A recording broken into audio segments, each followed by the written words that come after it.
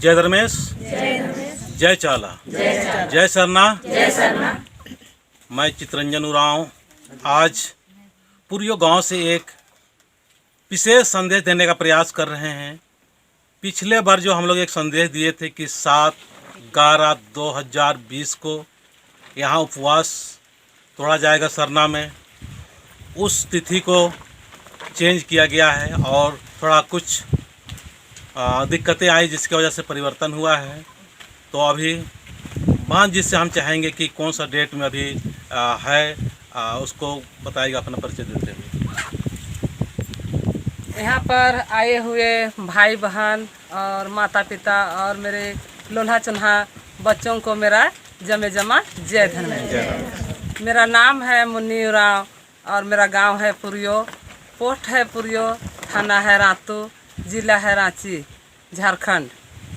मैं आज जो बहनों का उपवास मिला है उसका विषय में कुछ बात कर रहे हैं कि उपवास तो हम लोग 7 तारीख को बोले थे, वो एक कैंसिल हो गया और उसके बाद अभी 10/11/2020 को मंगलवार दिन रखा गया है 9 बजे और उसी दिन सबको एकत्रित होना है। इतना ही बोल के मैं अपना बात को अंत करती हूँ। जमे जमा फिर से समूह को जय धर्म।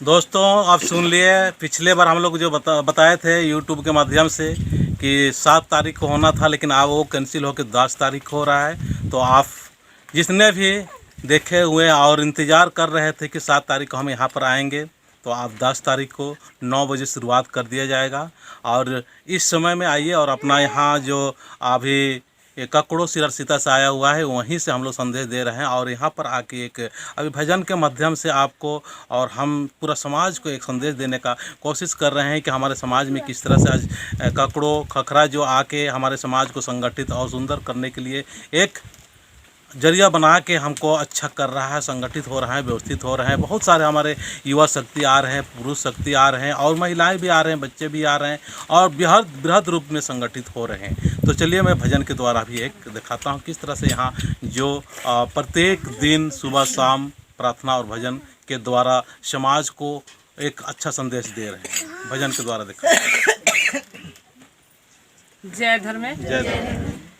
जगबा के आयो, जगबा के बाबा, जग